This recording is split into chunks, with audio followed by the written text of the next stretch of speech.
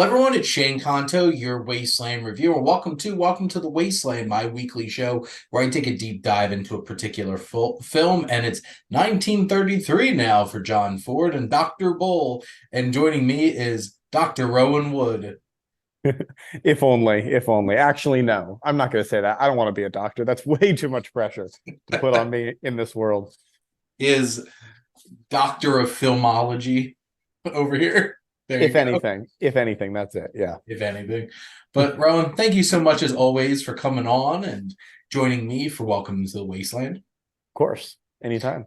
And for those who haven't tuned into the show before, we have three segments. We have coming attractions for this week, November 17th. A special one for me, as this is my birthday weekend. And then we'll be talking about our feature film, Dr. Bull, and then getting into some recommendations.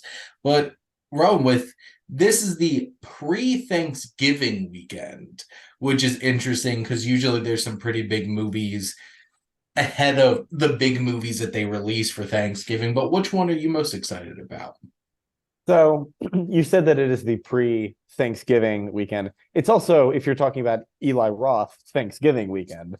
Even though that is not the movie that I will be talking about, I am going to shout out what is perhaps the biggest attraction coming this weekend, and that is the Ballad of Songbirds and Snakes, the 2.5+ hour prequel to the Hunger Games.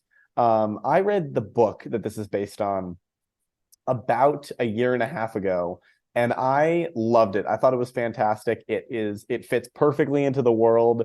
It acts as a very good prequel while also having stakes of its own, which is kind of hard when you're doing a prequel with characters that are in the series proper.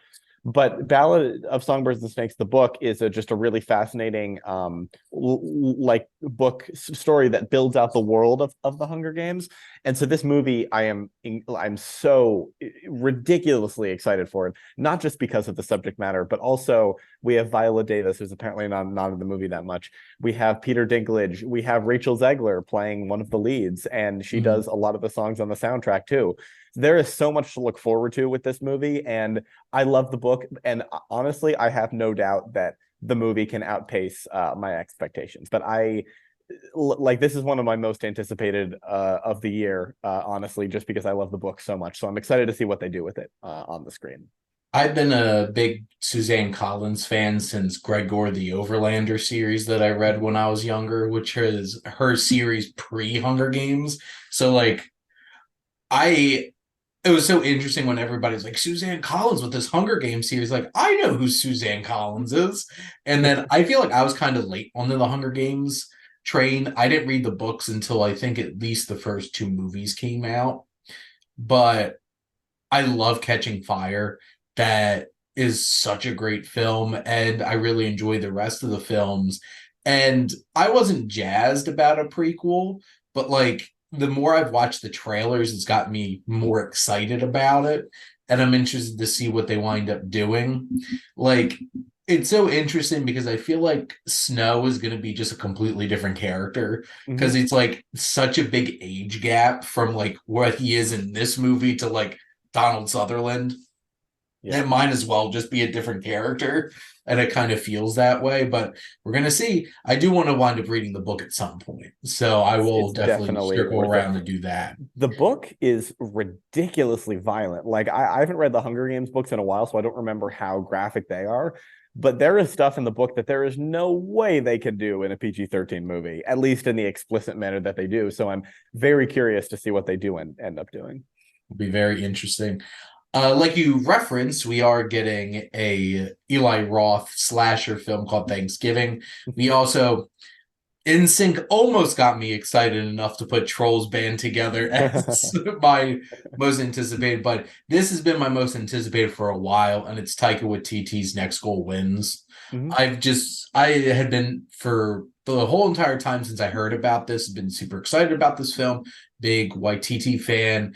Good to see Michael Fassbender back doing some films, and then just look like a heartwarming, fun time. And spoiler, I have seen it. So at this point, as of recording, but it's definitely one that I was most excited going into this weekend. And there's a couple other streaming releases Disney's trying to get ready for the Christmas season and releasing early Christmas streaming film, and Peacock has a new streaming release this weekend. But it's definitely Hunger Games weekend. Basically, the Hunger Games crowd's going to see Hunger Games, and the kids are going to see Trolls. And Exactly. we'll see if the broody teenagers go see Thanksgiving. Right. Where is the in between there is the real question. And then everybody else, next goal wins. Yeah. So, but it's going to be an interesting weekend in terms of film, especially after this soft weekend for the Marvels, which is sad because I had a lot of fun with it. And just this film had so much going against it. I'm not surprised it didn't do well. But here's the thing, so many people are going to go see Deadpool 3 when that comes out in July. Marvel will be okay. I'm sure Disney will be okay, crying with their like $100 bills. But with those coming attractions out of the way, time to talk about Dr. Bull. And I have some notes here, as this is a 1933 film, pre-code comedy from John Ford, based on the James Gold Cousins novel. We have Will Rogers as a small town doctor, like real, like a small southern town doctor. This is about a typhoid outbreak, and this was one of Fox's biggest hits in 1933. Right. But, Rowan, what are your general thoughts on Dr. Bull? Okay, so so this movie is interesting. So I watched it on YouTube. Yep, me too. And at points, it was difficult to tell what they were saying. I think there were subtitles, like there were built-in subtitles that were not English. They it was weird. It was like Japanese or something, or like Italian, like a language that is such a bizarre choice to have as like built in and not like without built-in English subtitles. But anyway, so my first impression is that I don't know if John Ford does super well with comedy. And I don't know, Shane, like you've been watching all of his movies. I don't know if comedy has been something that he's done before.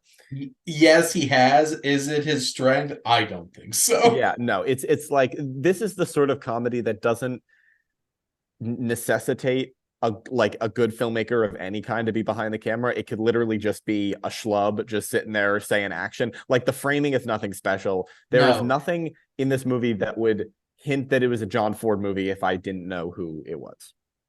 Yeah, that I feel like the biggest issue, like this did not feel like John Ford. And at this point, I've watched 20 something John Ford films over the how many months at this point. It's just like this really, especially after like Aerosmith, which is another film about a doctor that got nominated for Best Picture.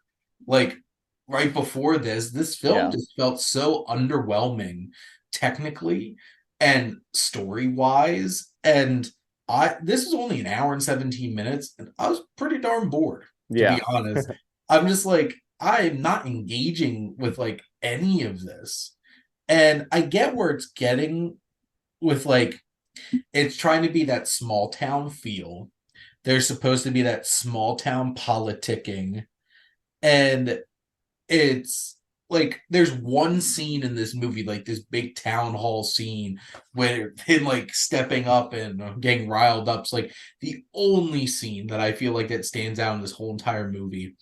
And there's quite a few like obnoxious comic relief characters that like I'm gonna be so loud, and it's just like it's just like groan inducing watching this movie. Like this was a huge step down from the last couple of films I feel like that I watched at John Ford's, and the fact that this was one of the biggest hits in 1933, I'm just like, well, I guess the world hasn't changed when Schlock could still like hit like the main general audience and still make some money. Right. I mean, I'm looking what else was out in 1933, and there were not too many big films that I think would be palatable to like a main audience. Like there was Duck Soup, Invisible Man, and King Kong, which I feel like are not films that that are super like that would draw in as large a crowd as like a a lighthearted short comedy from an established director would. I feel like probably Invisible Man made some good money just off the back of Universal at that point. Right. And Kong, I would imagine, was one of the biggest spectacles of the year. Right. It's like a spectacle thing. Yeah, I feel like Duck Soup. I don't know how successful the Marx Brothers were at the box office in their heyday, but still, even if they were all hits, this still technically could have been one of the biggest hits of the year, which I don't know.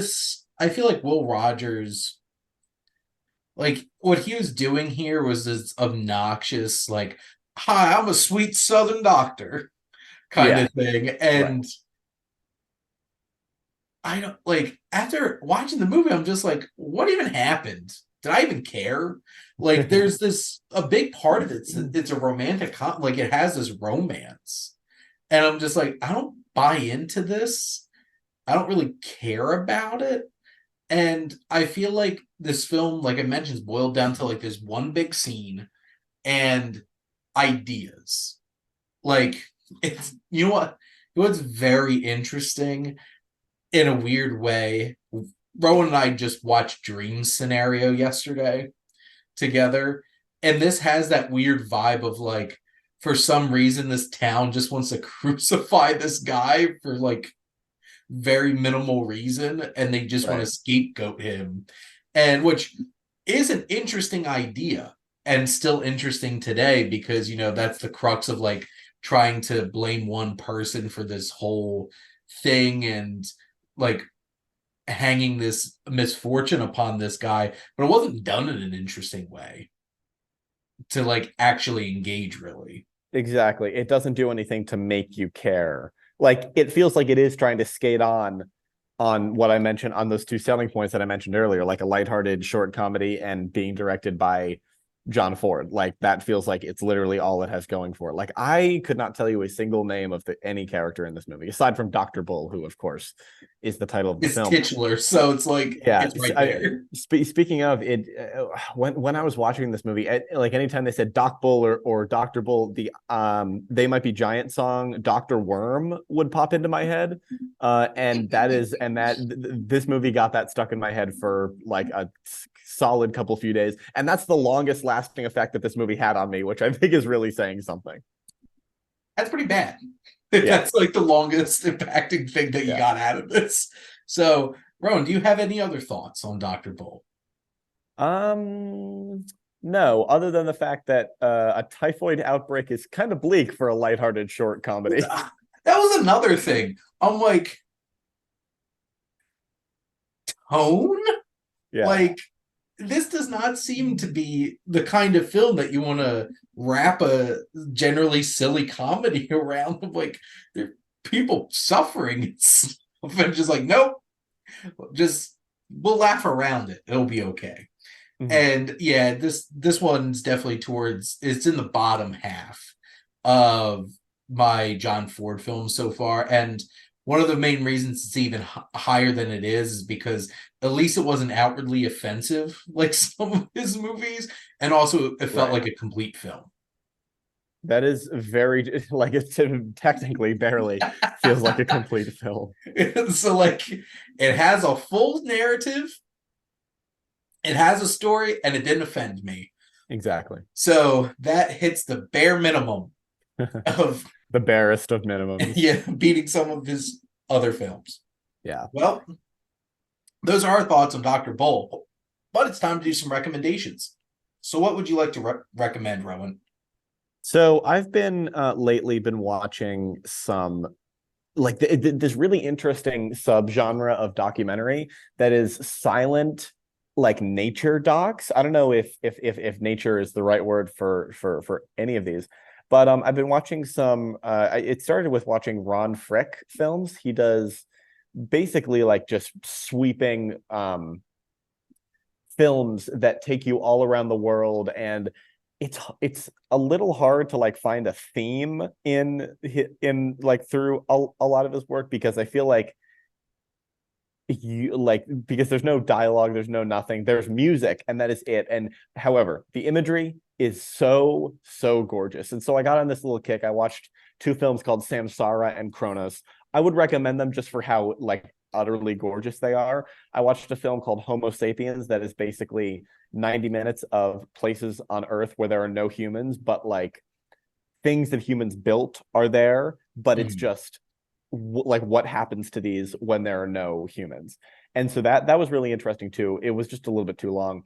But the apex of these, I think, is an 80-minute film, perfect length, called Microcosmos.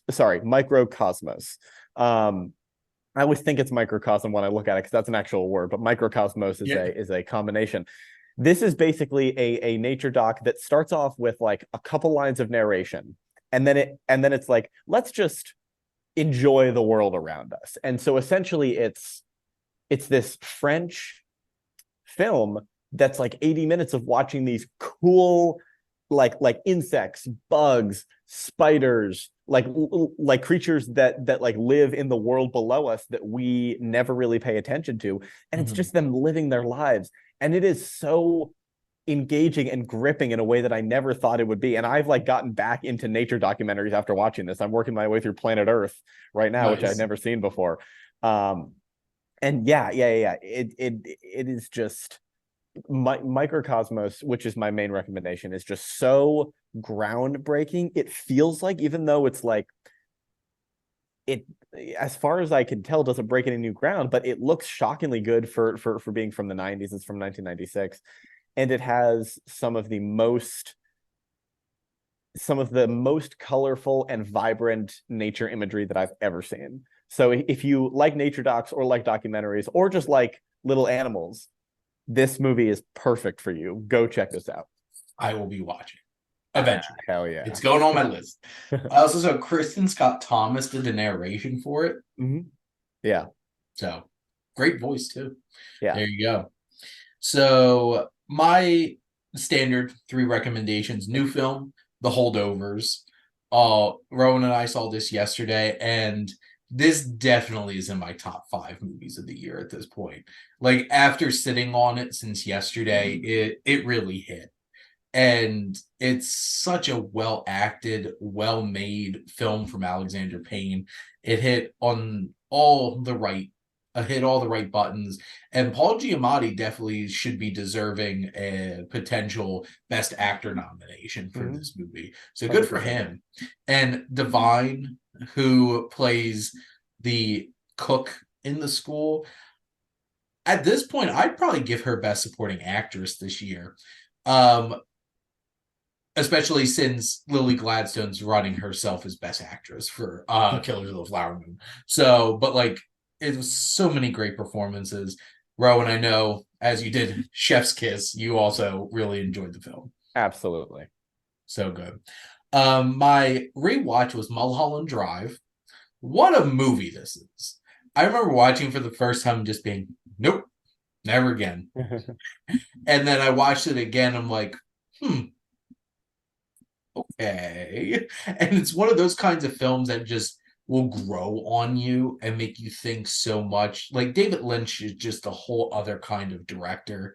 And this is such a fascinating and creepy and honestly scary at times film that just digs under your skin and offers such a unnerving experience. Rowan, have you seen Mulholland Drive?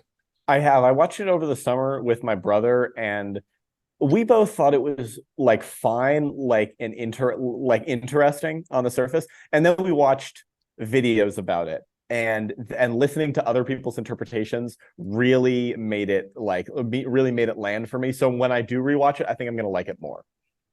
Yeah, it's definitely one of those. I good for you if you watch it for the first time and feel like that was amazing because Right. definitely wasn't my experience. Uh-huh. And my last one, which is off the watch list, I'm doing this for. I have technically seen this once before, actually. I think earlier this year, honestly, is Short Term 12. And Mm. I'm matching this up for the Scribe podcast with the Marvels, thanks to Brie Larson. This is just such a very human and moving film about these young people who are working with even younger people at the this residential facility, and like Brie Larson, John Gallagher Jr., Rami Malek. Lakeith Stanfield, Caitlin Devers, just this incredible cast, Stephanie Beatrice, just all these great actors that felt so young 10 years ago watching this film. And there's so many emotions. It deals with so many heavy ideas and themes. It's just such an impactful film. And I will eventually be adding it to my collection and watching it for a third time. But those are my recommendations and Rowan's. And that's our discussion on Dr. Bull. Rowan will be back. Throwing in that I will. Like, As Rowan always. will be back. He'll be doing the whole town's talking towards the mid to end of December. Next week, I have my buddy Griff coming on to talk about the Lost Patrol. And a special episode 2 weeks after that, I'll be doing my Killers of the Flower Moon episode, seeing as I did all of Scorsese, and he has a new film. So my wife and I are going to be talking about that. So some fun things to look forward to. But Rowan, thank you as always for coming on. Of course, thank you for having me. And thank all of you out there for always tuning in and supporting your Wasteland Reviewer.